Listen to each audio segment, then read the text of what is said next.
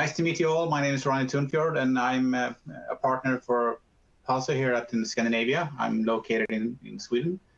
And we are participating in the automation initiative and helping out doing high-end automation for the Pulseway product. So if you just go to the next slide, perhaps, and here we go. Thank you.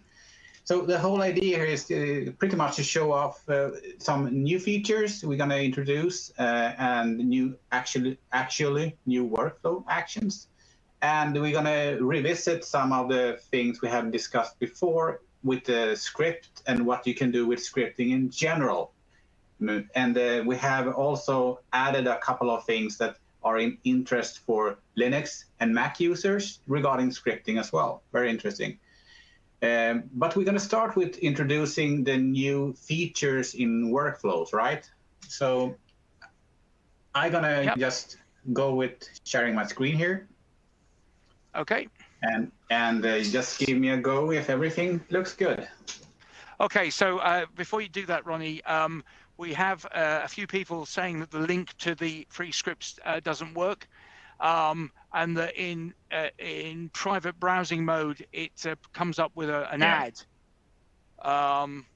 which I haven't seen, and so I will post the link again in the chat to people. The most common problem we have is that if you are using IT Glue yourself as an IT Glue user in EU, the link we are sending, because we also use IT Glue in EU, so the link will get not work correctly for you guys. But we will sort it out, absolutely. Everyone attending this webinar will get the scripts, no doubt. I've posted the link in the chat, in the attendee chat. Everybody can see that. But yeah, so someone's ad blocker stopped the link, which is okay. There you go. Never had before. Yep. Okay. Fair enough. But eventually, it should work in that perspective. We have tested it quite thoroughly. Yeah, and there's a typo in it, so I'll fix that. Okay. So let's introduce a couple of things in specifically workflows. So we're going to start off with a very neat feature that's coming along in the next version of Pulseway. That is a capability to actually schedule a workflow. Currently, we have, as you know, we need to actually trigger something as a notification in order to kick off a workflow. It can be like event log happening, can be a low disk, or whatever kind of thing you have defined in your endpoint policy, right? Now we have a new option to actually schedule either an ad hoc or a scheduled by recurrence workflow. So if I create a new workflow over here, we can see that something has changed over here in trigger type. We're introducing this option here. We either have the notification, that's the default trigger, meaning stuff that you are aware of currently, like low disk, as I mentioned, event logs and such. We're also introducing the ad hoc and schedule. This is the cool part. Enable you to actually select how should we operate a workflow. So you have two options here to consider. Either it's ad hoc. Ad hoc means that it's something you are just running with the play button when you have the list of all the workflows available. It's not by any means scheduled. Just run it on demand, so to speak. It could be troubleshooting scripts that you would do on an endpoint if you're discussing something with the customer and such, these cleanups and stuff. We're also introducing something called skip if offline. This is a feature that enables you to run this any time of the day, any time of the week, but the device may not be online when you're running the script, sorry, the workflow. And that means when the device finally comes online again, the workflow will get executed because it's queued up in the system. So that is a very commonly used feature feature request. For instance, the tasks do not currently have that. So this is a really good benefit of executing something from workflows. You can even execute the tasks from the workflow. We're going to discuss this a bit further on. So let's change the context to a scheduled. You can see the same option here. You have the skip if offline, but here you can make a recurrence of the workflow. And this is not, as I mentioned, triggered by a notification. This is something you are scheduling to run. So we can open up an existing workflow just to take a look at it. This one. If you take a look at how we are doing this scheduled workflow in this case, there is something we need to decide when we are kicking off the workflow. Normally a workflow kicks off because of the trigger happening on that device, right? But in this case, we need to figure out a context to run the workflow on. It can either be a scope. A scope can be all the systems, can be specific Windows 10 operating systems, can be specific server types. It can be a specific organization, one organization available, or it can even be one single device. So you can have a workflow scheduled to run on one server always. So we are introducing a lot of new stuff in terms of actions within the workflow. I mentioned the scheduled workflow is just one of the new features. We are also going to introduce something that I have been in favor of for quite some time. We're going to introduce new system actions. So if you look at the list here, we have close application, we have execute file, we have execute shell command. We even have execute workflow, so you can actually kick off a workflow within a workflow. We have get URL, the capability to actually grab a file from the internet, maybe an installation file, MSI package, or maybe you will grab some fonts or whatever down to the machine and store it somewhere, or use it in further scripting. We have reboot device, a capability to either reboot now or schedule a reboot up to 60 minutes in the future. We also have send a message, and that's a Windows message box sent to the current user on the machine. So you can inform the user what's going on. If you need to reboot the machine, they get awareness of what you're doing.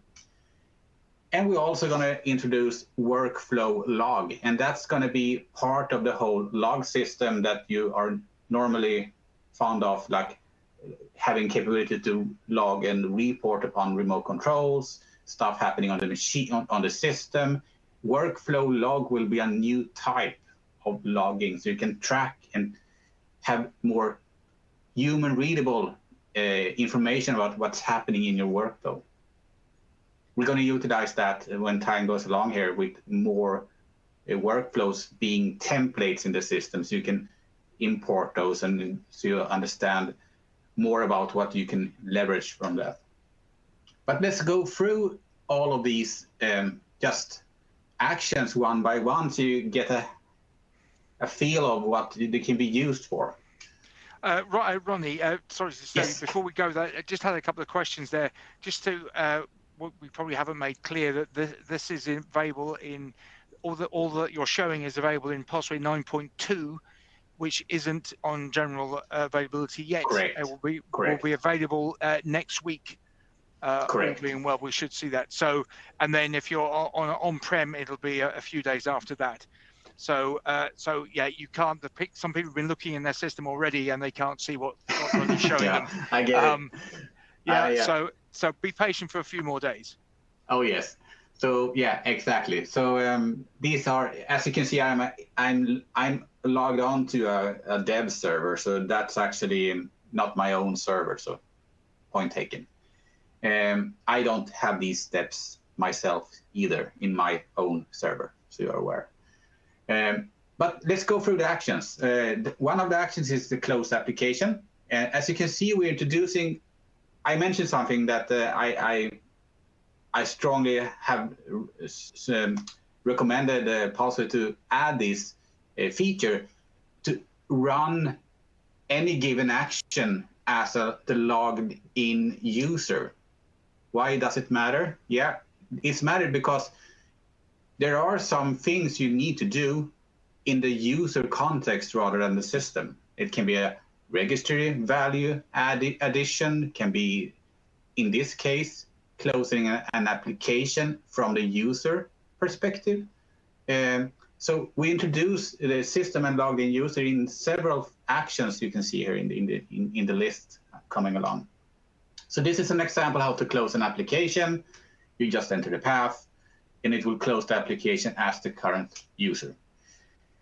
Next action would be that execute shell command. This is very powerful. In this case, you can actually use, it's pretty much like running the command prompt. So without the need to create any scripts for it. So you don't have to create PowerShell scripts to run in the command line as such. You can just enter a one-liner right in this action. And same goes here. You can use this execute shell command to run a system and logged in user. So there will be several needs for this, absolutely. Another very handy feature is that you are now able to grab files either from some website you know of, or maybe you have an internal website. It has to be an IIS or some web server facility, meaning it has to be an HTTPS file system to be able to download it. But here you can actually download any file you need, and you don't need to use any weird PowerShell commands to grab files either internally or from the internet, right? We also introduce the execute file action, and this is the same as execute shell command. Here you can dictate and start an application. It can be either install an application or just kick off an application. As I did here in the Notepad XE, I'm just kicking off Notepad as the current user. I could easily have like enter something like this instead and install a file rather with MSI exec, or execute a file as system with having, for instance, some silent switches afterwards, like this. Right?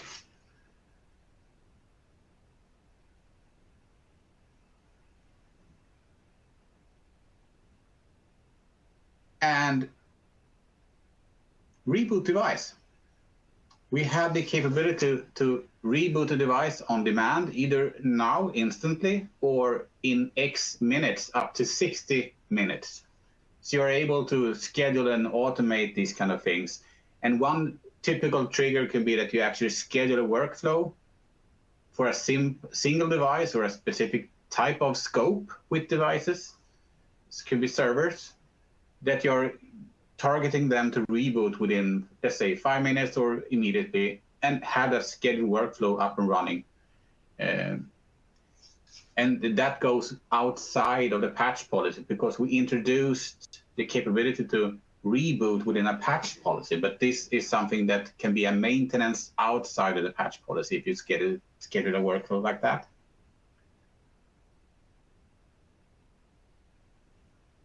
And we also introduce a way to communicate with the customer, as I mentioned, a send message box to the end user, a Windows message box with the message you would like to send, and it will be in the current user session, so it will pop up for the user log on to the machine. And finally, a capability to add. Sorry, I mixed it up. Sorry. This is actually execute workflow. Yeah.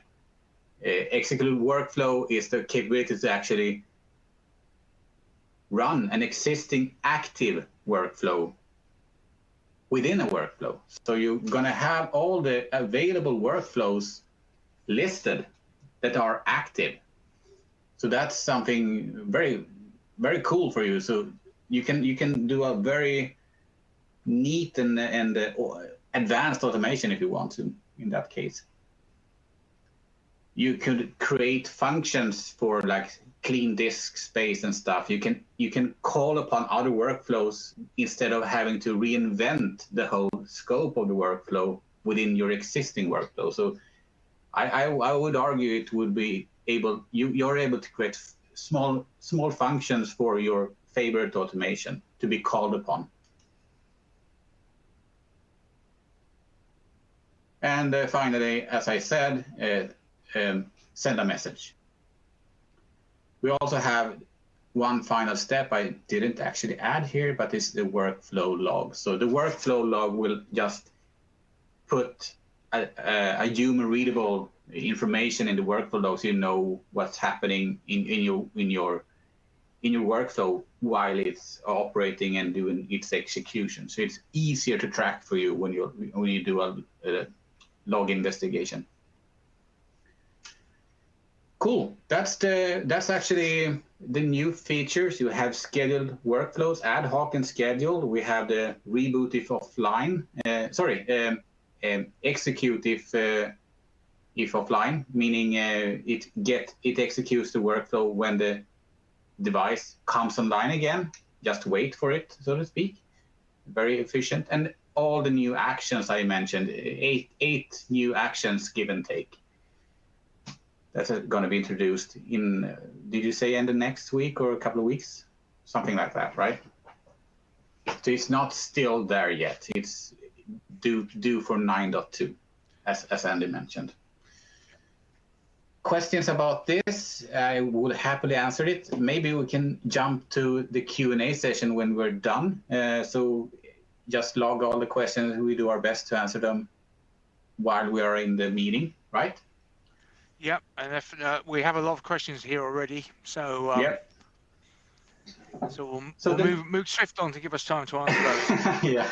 If we don't get to your question, we will answer by email after the. Oh yeah, we do our best. Yeah, afterwards, right? And tomorrow even. The next section in this webinar itself is the content pack we provide, and this is something we have built up over time, and we are giving away all of our content currently for all customers here joining this webinar. So this is quite a comprehensive setup for any internal IT or MSP.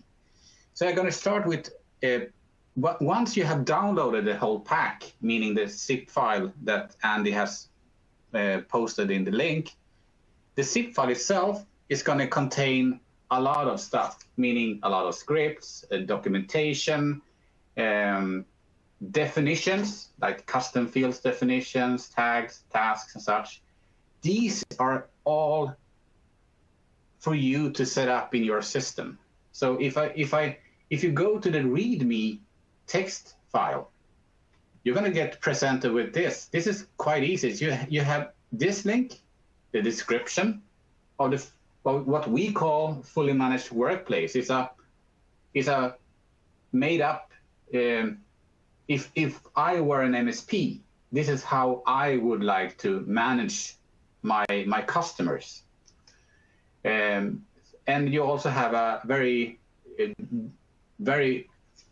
detailed install instructions for how to do this, and it's all in IT Glue. So if you look at the definitions first, the definition by the policy fully managed workplace is something we're putting on top of Pulseway engine. So we have created 2 tiers pretty much. So you're gonna be able to create 2 tiers for your service delivery.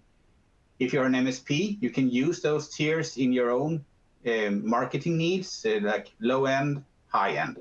if you are an internal IT, you can just combine the two and make a whole package of the two tiers, as you probably don't need the MSP angle.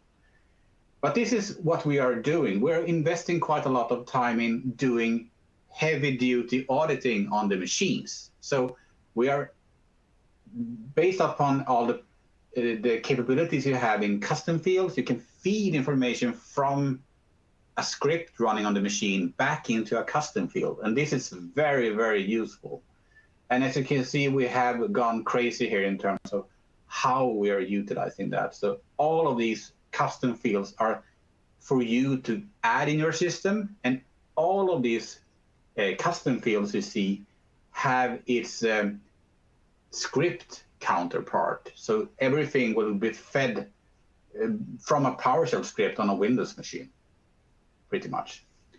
So that's the basic workplace tier. It's an auditing facility to create audit and give you an insight how the health and quality is of that particular device or that customer. So given, we can just take a look at the end result of one of the couple of devices at the upstream.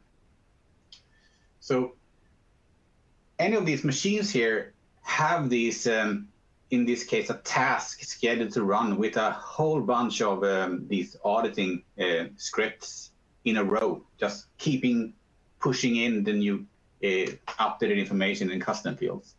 So if you look at Daniel here, you can see that he is joined to an Azure AD tenant. The tenant name is Upstream. His Azure AD name is Daniel. And the list goes on with the Wi-Fi name, the strength of the Wi-Fi. You have what Office version he's running on his local machine. Power plan, balanced in Swedish, balanserad. You have the BitLocker recovery password. You have the default browser even. You have what language his machine is on, so to speak. So the whole reason we do this is we shouldn't ask the customer about what browser do you use, or what language is your operating system, or are you a local admin, right? We need capabilities to figure out those things outside of asking customers. So that's the whole reason of the basic auditing facility in the fully managed workplace package. The other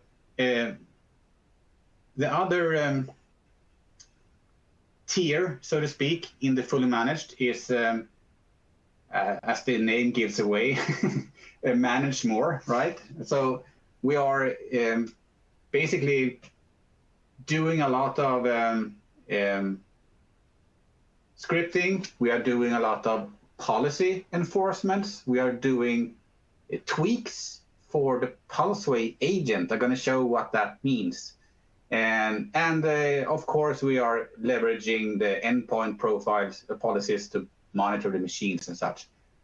But we also are doing one more thing that we find customers to like very much.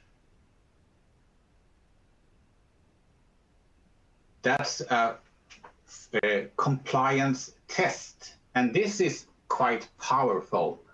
This is all gathered from one single PowerShell script that you have in the package.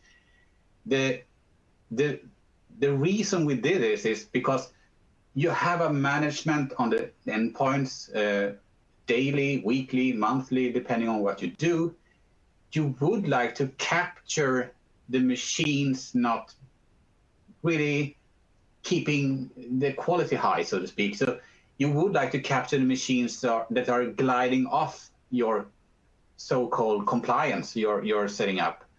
And the compliance could be many things. So this PowerShell script we provide is you're going to have a capability within the PowerShell script to set up your own thresholds or default parameters, as we call them.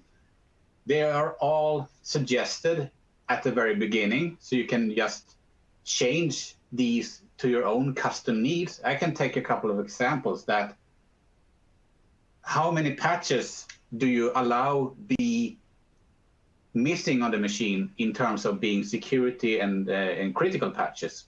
Is it 4? Is it 5? How many do you have an acceptance for when you do the test?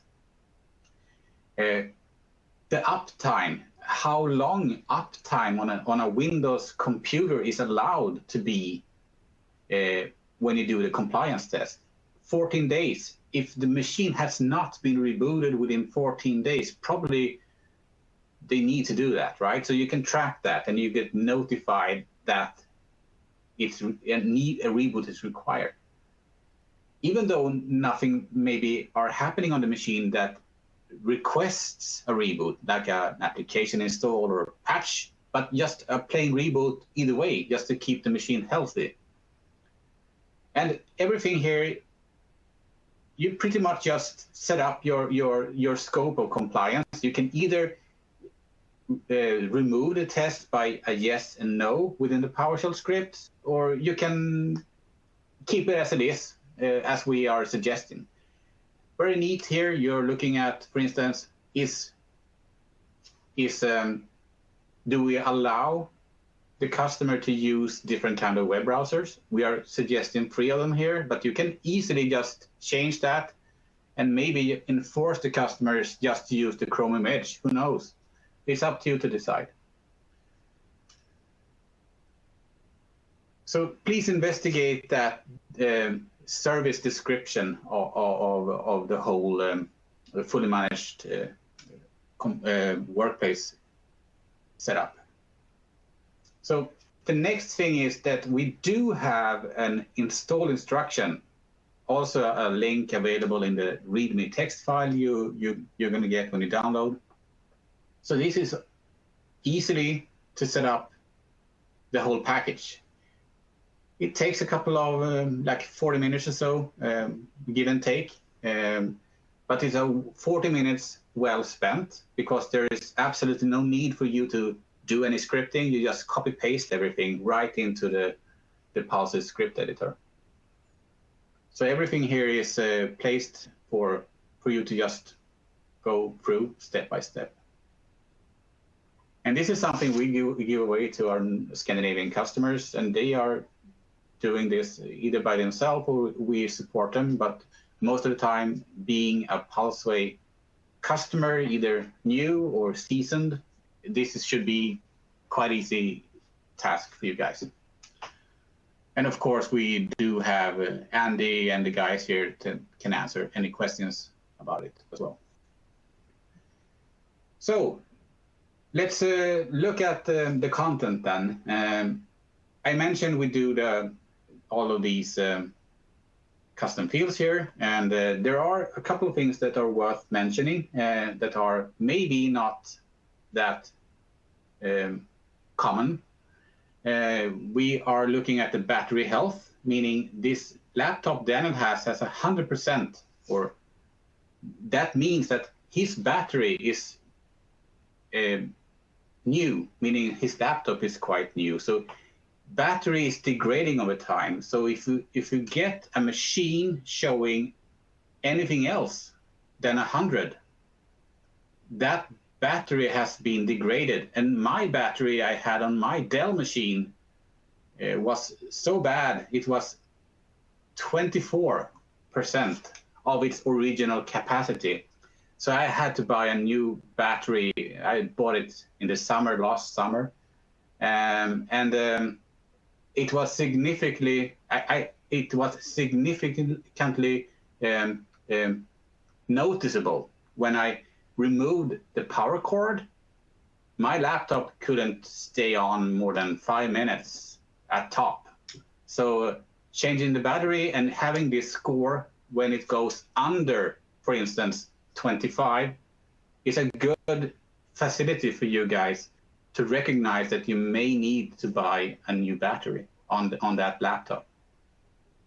Another thing that are very useful is the user experience index, or the stability index score. That's something that are written in Windows 10 and Windows 11 and all Windows Server 2012 and up.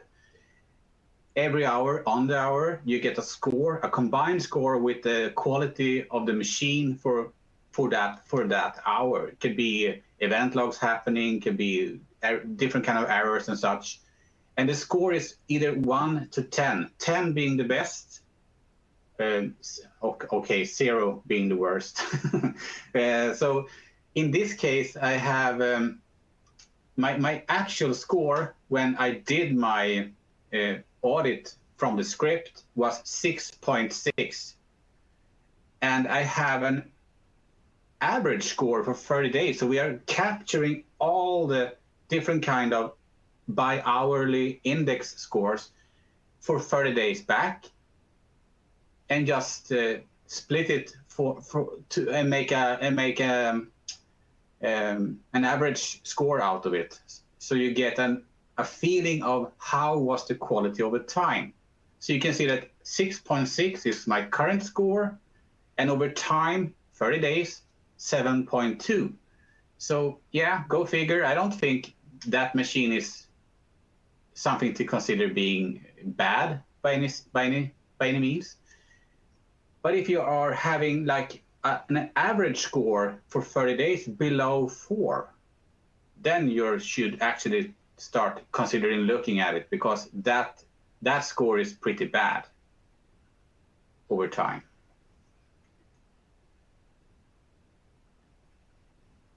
If you go back to the scripts again, the structure would be that you have your different kind of folders here. You can rename them. You don't need to have upstream all over the place, but this is just us being half decent marketers of our own stuff. So the upstream basic workplace, this is actually where you're facilitating all the scripts for that heavy auditing I spoke about. We are also introducing some other cool things that we are removing the Pulseway desktop icon if it's there, the Pulseway manager. That's something that easily can be removed by a PowerShell script. We are renaming the Pulseway agent to the current user, and that you can see that if I go back to any of the system here and look at any of the users, you can see that they have been renamed, right? We have not renamed the machine. The machine stays with the same name, but the Pulseway agent name has changed. And that's something we do by manipulating the registry. So everything in Pulseway is placed under mmsoft registry hive. So you can manipulate that, and it's real time. So if you change anything with a script, it pops up instantly over here. So this gives us a way to search for both Daniel, both Azure, and even the laptop name itself, right? Very convenient.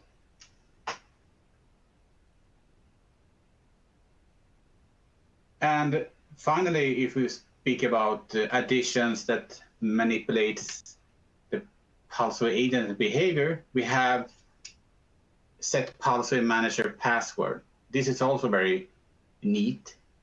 Even though you're removing the icon on the desktop, the Pulseway manager, it's still there. So people may fiddle around and open it up and may break something that you have decided should be there.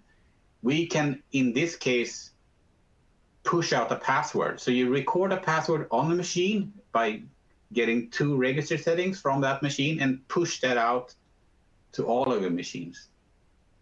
Super easy.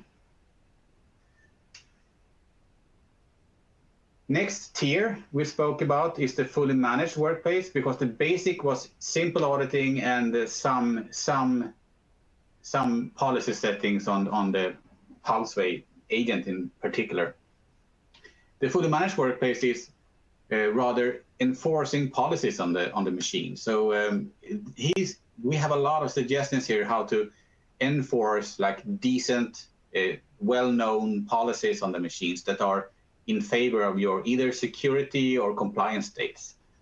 So you can disable fastboot, you can disable Cortana, you can, if you are running OneDrive on the machine and you have hooked up the machine to Office 365 and Azure AD, you can enforce a known folder move. That literally means that you're moving your local documents, pictures, and something else, desktop over to OneDrive, meaning it automatically gets backed up, and that's a good thing. So you have everything backed up in OneDrive for that customer and that user.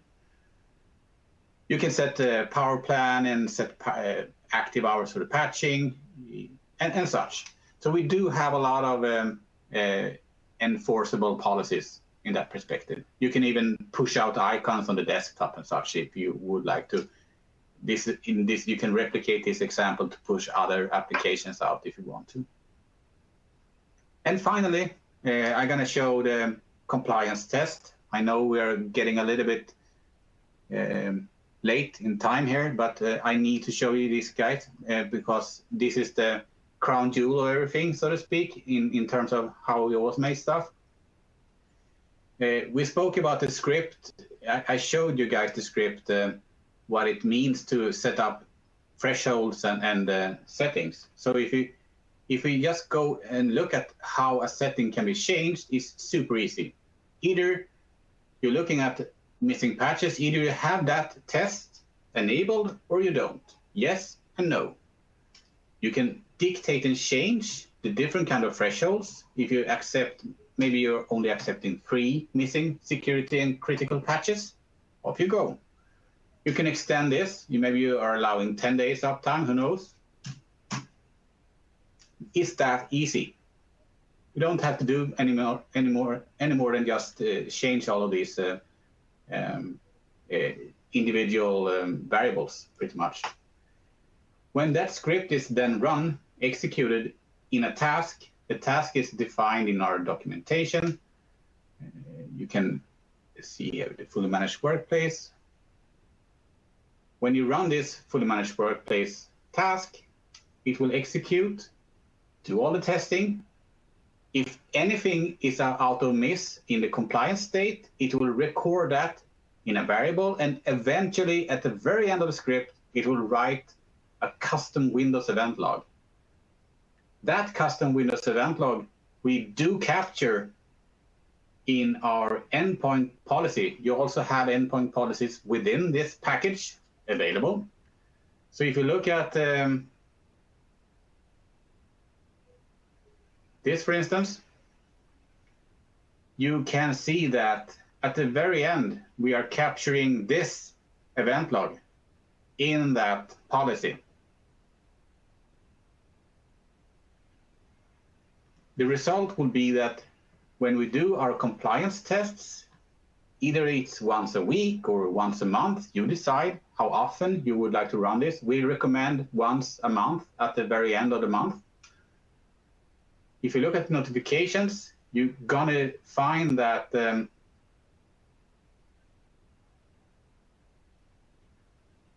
instance,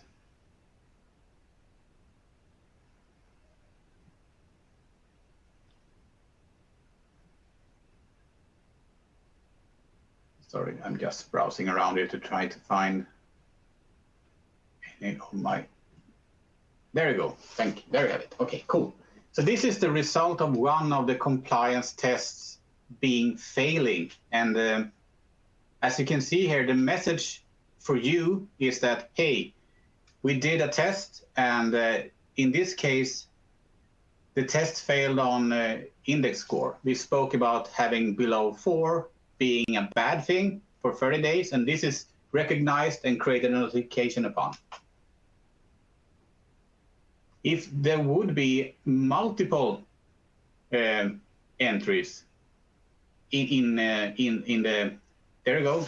This is a multiple entry, meaning we do have the same notification, but with multiple failures in the compliance test, and that's a good thing. So you rather don't have one notification per test. So it is a whole test in that perspective. Very good. And that can also be created a ticket upon, and you can create tickets in your PSA system and, of course, react upon that. But you get a fair amount of information about what is expected of you to be doing, patching, rebooting, whatever it would take to get that compliance back again. And there, I think, is the final thing for today. Andy, you're still with us, right? Yeah. So, thanks, Ronnie. We have a load of questions coming. I'm just going back down to the beginning of them. Yeah. I gotta grab some coffee here. Fire away. Right, are you ready? Yes. So we're going back in reverse order. So it looks like we have to create scripts and tags manually. Is there an actual import process plan for Pulseway? I'm not sure, honestly, if there are. I know it's a little bit cumbersome to create all of this, but it's a one-time. I know we did it with the documentation we have, with the best intention being as smooth and easy as possible. So if you look at custom fields, that text file is pretty much just copy-paste the whole and just paste in the name of the custom field and off you go. So I'm not aware if there are any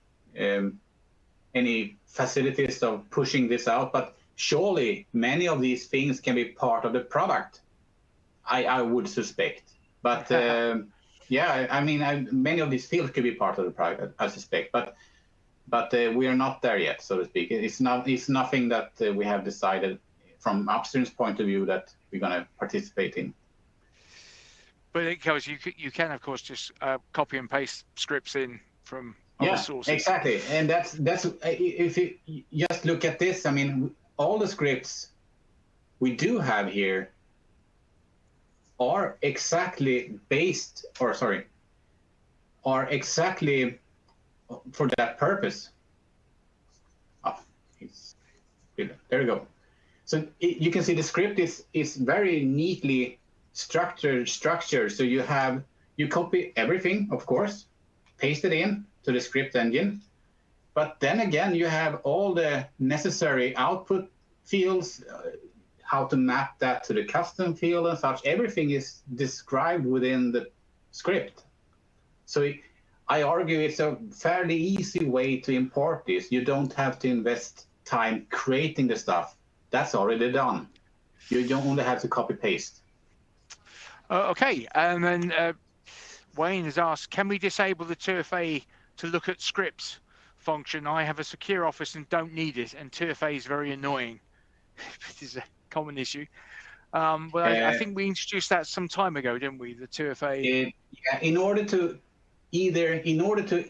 be able to manipulate scripts and create scripts and even run scripts, we require you to have a 2FA.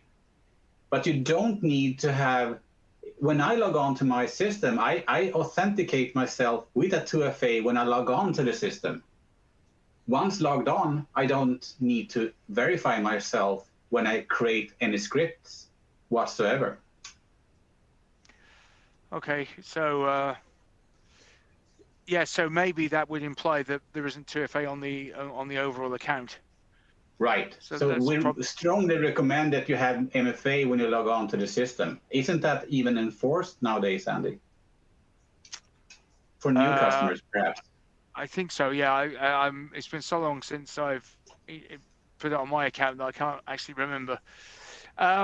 So will the send message in the workflows, will that work for all logged in active users? Currently, it's the console session, from what I know. I can look that up. But if you have a terminal session, for instance, a terminal server, that will not send a message to all the users on that server, from what I currently know. Okay, then he's added it's a use case with the remote desktop server would send message sent to all logged in users. So I guess the same answer. Yeah, not that I currently know of. No. You could facilitate something else. You can actually send a message with a script in that perspective to send it to all the sessions on the server. So I see the built-in label in workflows. Is that an indication that we will eventually be able to set up custom workflow actions? Let's see here. I don't think I understand the question honestly. I Can think you? there's a label on workflow. Someone had a chance to look at it that says built-in. Built-in. Built-in means that, yeah, it's built in. I understand. Maybe it's a bad choice of words perhaps, but these are the conditions that are built in, meaning you cannot create your own conditions outside of these conditions. So yeah, built in, the wording built in shouldn't be there, Andy, honestly. Okay. So William, I'm not sure whether this is really, the answer to this one. When scheduling, can you use device location time zone? Currently, no. This is something I flagged for the Pulseway team being a requirement in the future. Currently, it's the server time, so you're aware of that. There will be based on the device time and region eventually, but currently it's the server time. Okay, and Christian asks, how can I handle a device restart within a workflow? Does it continue with the workflow where it left off after reboot? It does not. So if you reboot a machine, that's the final step of a workflow. It do not continue the workflow afterwards.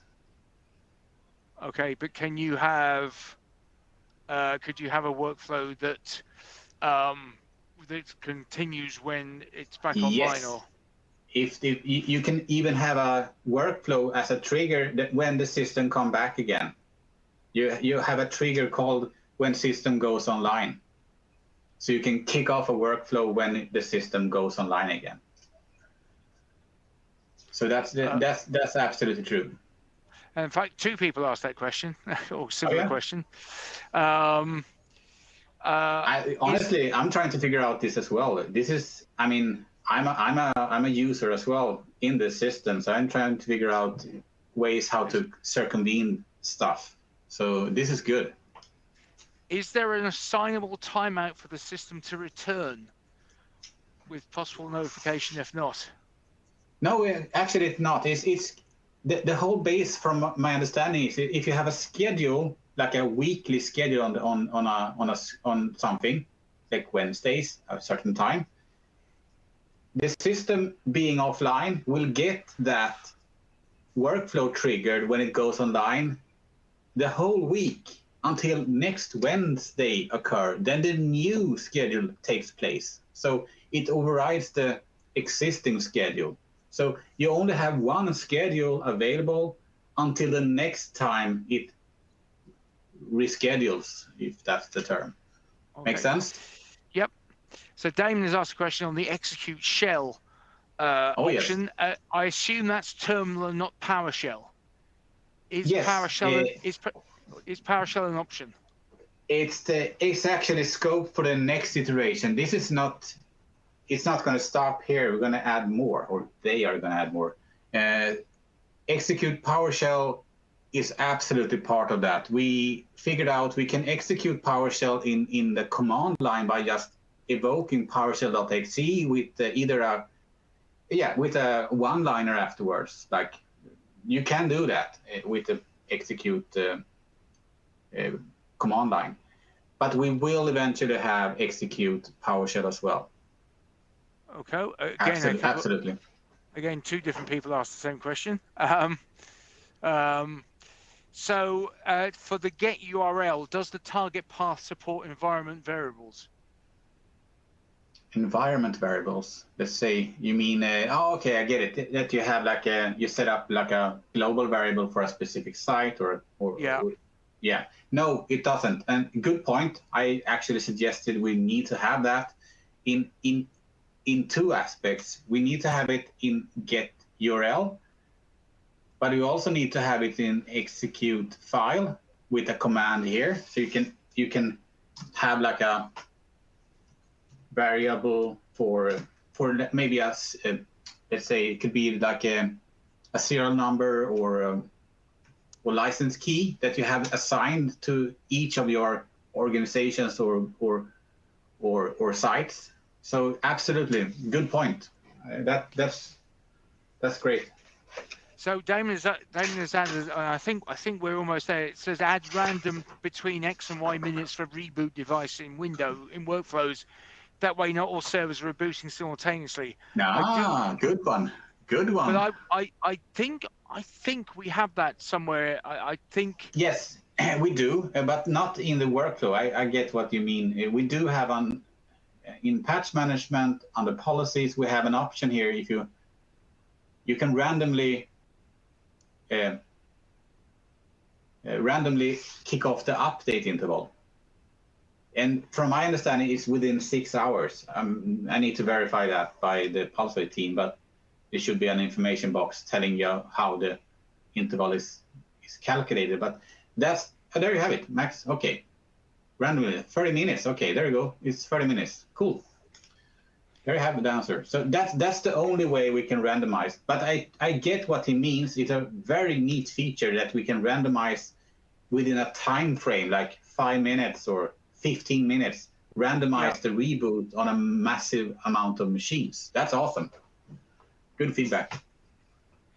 Okay. Well, I'm sure you'll be pushing that one internally. In regards to PowerShell, will Pulseway be able to execute PowerShell 7 commands instead of the standard PowerShell 5? Good question. Yeah. We have a lot of good questions. PowerShell 5 is part of the operating system, so I figured that would be a safe bet to have as a common denominator. If you run 7, you need to have logic to actually query that 7 is installed. So I can take that question to the dev guys at Pulseway. Okay, thank you. Can we download from a secured link, e.g. if it requires authentication? Currently, no. It has to be an open link. It doesn't need to be by any means cataloged by Google or indexed by Google or anything. It can be a secret link, but it needs to be a link without logon. Okay. So Wayne's asked, do you have to be logged into the machine to run a workflow? Well, I guess if it's scheduled, you don't, do you? If you schedule, you don't, right. If you run an ad hoc, you need to be on part. You'll be sitting on the machine. So the difference is ad hoc here is a play button. You can just play that and run it whenever you want. Currently, it's only facilitated in the workflow list here. But what I know, they're going to expose this to the mobile device first, so you can kick off ad hoc workflows with your thumb, pretty much, on the mobile device. And then it's going to be exposed on the systems here. At the second step, it's going to be part of the systems where scripts is currently, if you're aware of that, right? Yeah. Yeah, makes sense. Is there an option to create, update, and/or replace URL desktop shortcuts, or any shortcut for that matter? Yeah, we actually have a suggested example in our script pack for pushing out Word, Excel, Outlook, but you can change that to whatever you want. Okay, is that answering the question? I'm not sure. I think so. Yeah. Jared, let us know if that isn't, and we'll get back to you afterwards. So can the workflow log function receive output from another step like execute command function? You mean, okay, no, currently not, but I get what it means. It's the same as send message. The send message, the send email is very neat. I can show the other people if they're trying to figure out what we mean here.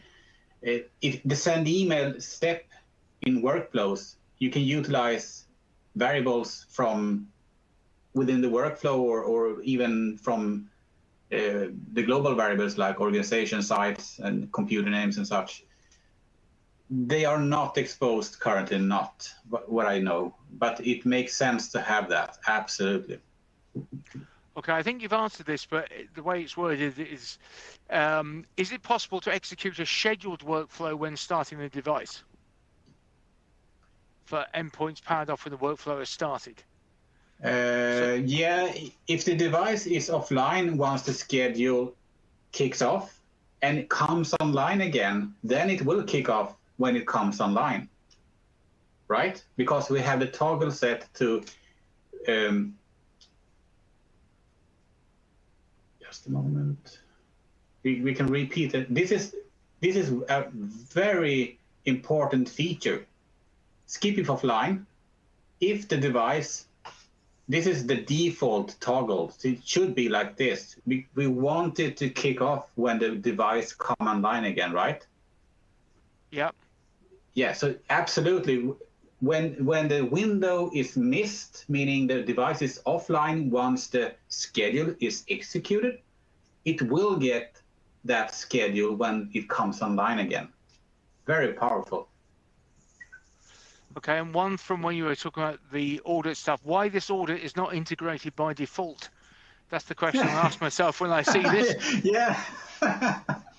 we can talk to the guys to see what they have to cash up. He asked that in two different places. Yeah, I agree. I mean, this is the things we did here in terms of all the audit fields is something we expect to be in the product. Absolutely. Yeah, and I think it's the foundational step, isn't it, at the moment? It is. It is to collect it and then you can report on it. So, yes. So I think this next question came in while you were talking about custom fields. While this is a great way to gather the information, I could see reporting and/or alerting on this to be the next logical step. Any ways to alert or report nicely based on custom fields? You good. That's awesome, guys. I like the questions because we can report on custom fields straight off the bat in reporting by just using this custom fields report set. So you can just pick and choose what custom fields you would like to be part of your report. Maybe all of them, who knows, right? And that will just spew out the report. But now comes the cool part. We can trigger or react upon custom fields when we are when we're introducing the scheduled workflows. We can actually schedule a workflow to evaluate the custom fields we already have, meaning the compliance test I did when I utilized the event log. In the future, we don't even have to do that. We can just create a workflow to evaluate all of the different kind of custom fields we have. If it's lower than, higher than, if it's equal yes, if it equals no, if it contains true, right?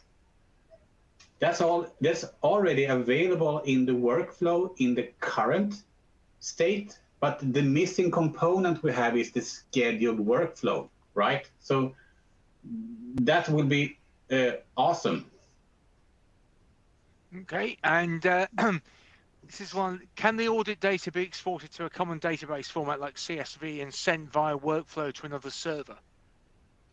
Ooh, now we're speaking future. I think if I were to decide, I would like to be able to run webhooks or anything outside of the device, meaning the workflow is a so good feature that I would like to do automation for cloud-to-cloud services without the need to facilitate anything kicking off on an endpoint, right? Do you follow? Yeah.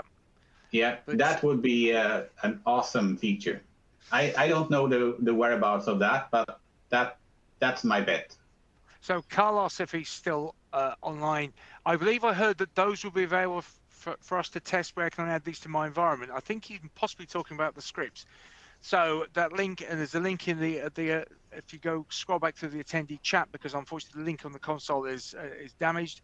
But I'll post it again in the chat.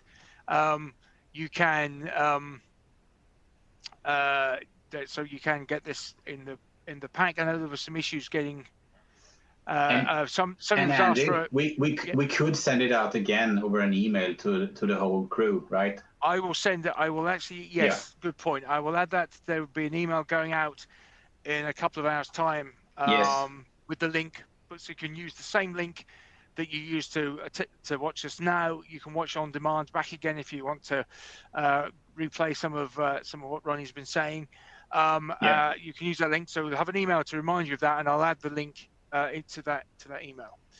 If you have 5 minutes more, I would like to just show a couple of things I'm been fiddling around with in my spare time. I would like, because we are finalizing, we are coming to an end of this, of course. But do we have any more questions? Sorry to say. To start with I'm afraid we have yes, we have a few. Okay. This is I don't understand that from Keith. This install needs to be run on both on-prem and hosted Pulseway customers. I don't understand that question. So Keith, if you're still there, if you could drop me an email, possibly with details of that. Is there an automatic way a notification can be clear after a period of time? No. Sorry to say, but we no, there isn't. From what I know, no. But I know they're looking at auto closing notifications. Yes, yeah, I think that's fairly imminent. I think.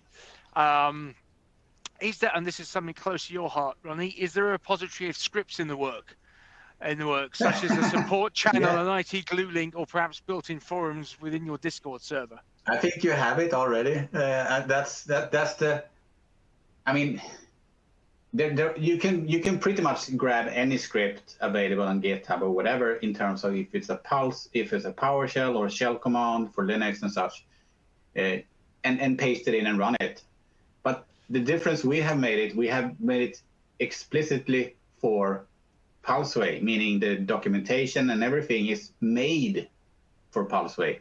So there is no facility, what I know, that are equal to what we have done solely for Pulseway. But Andy, that's something to figure out. I mean, have like a repository maybe on Discord or wherever that we can push things out, right? Yeah, that's a good idea. Again, just Martin has asked when they can get their hands on 9.2. You've clearly sparked some kind of demand for these features. Okay. So it is within the next few days. We had a delay pushing out. I would like an American pledge the 5th on that. I actually don't know honestly exactly the date. Yeah, I believe it is within the next few days, but obviously on-prem will be a few days after that. Yep. So if not next week, early the week after, I would guess. And again, does Wake on LAN work on the workflow? No, sorry to say. I from what I know, it doesn't. No. Okay, and finally, just to finish off with, I have no questions. Just wanted to thank you for this amazing session and comprehensive demo. Thank you. I'm glad to help.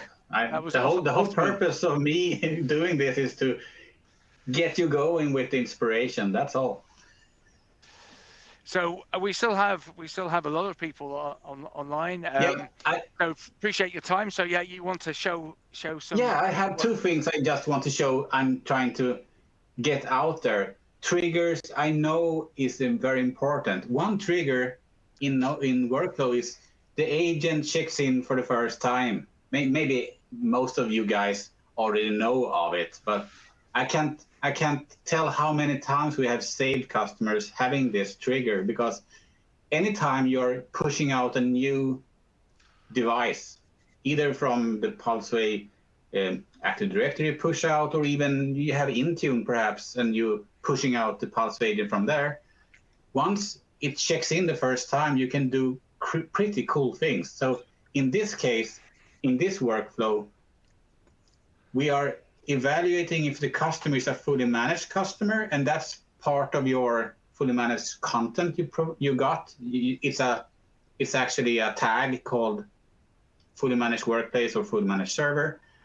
We also, in this condition-based, place any new customer here that are a fully managed customer, just put in here, so to speak. So you create a list of customers that are consuming your fully managed service. Super easy, right?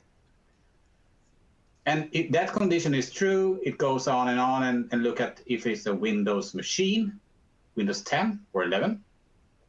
It tags the system being a fully managed workplace, meaning this machine in this organization now are a fully managed workplace. We run the task for the basic auditing we spoke about, all the custom fields. We are running the whole policy-driven framework to push out the policies, create the icon on the desktop, and all of that fancy stuff. We also run and assign the patch policy, meaning the designated patch policy on that organization. So they get the patches done, and they also get the application pushed out from the free third-party application facilities. And we finalize by sending an email to your support, in this case, to your PSA or support desk or send desk or whatever, that, hey, this machine checked in, this has happened, these are the outcome of each of the tasks we ran and such. So you get a comprehensive information about what happened on that device when it checked in the first time. Really, really cool. The next thing I would like to show is I'm starting to measure how many times things are happening on a device. And sorry to say I have no metrics for you, but you can follow this setup. When the disk is low on a machine, and this is a commonly used feature for us, but if the customers are fully managed, either server or a workplace, we do stuff, right? Otherwise, if you don't pay for it, we don't do it, right? Do a disk cleanup. Here comes the cool part. I have created a custom field here that are numeric custom field. And the context is on the system and increment by, meaning if the disk cleanup happening on this machine, it will stagger by 1. We can track how many times we have done disk cleanup on this machine over time. And we can also, if you expand this even further and take a look at service stopped, I think, yeah. Service stopped, no, nothing fancy about it. It's something that we can do currently in the automation. But here comes the logic that we are staggering, increment by 1 on a global, on the customer. We are staggering organization, global on all customers, that's what I mean. Organization-wise on the customer, and all the way down to even to the device itself. So we can track how many times have we restarted a service on all customers, on a specific customer, on a specific customer's site, on a specific customer's agent group, and on a specific customer's system. So we can track and look how good we are in terms of automating stuff, right? Very, very useful. So think about using these kind of custom fields in your advantage with increment by. Really cool feature. That's all, guys. Now I'm done. Thanks, Ronnie. And we've gone significantly over time, but I think people are interested in the content. So once more, for people who are still asking where to get the link for the scripts, apologies for the malformation on the link on the console. I will send that out. There'll be an email which will say something like, "Thank you for attending our webinar." The link will be in that email. which you'll get in a couple of hours. There is a sharing icon at the bottom of your screen, and use that, and you can actually share this webinar with any of your colleagues, or you can just use the link that you used to join us today. That link will work in about 2 hours' time. It will become an on-demand version of this webinar, and you can still ask questions, you can still interact with things. I will fix the link for the on-demand, so that will work as well. So you can actually just send the link to your colleagues as well if you want them to watch. But thank you very much for your time. Really appreciate giving us this time. And hopefully we'll see you again on another webinar very soon. Thanks very much. Bye-bye. Thank you. Bye-bye. Thanks, Ronnie. Bye-bye.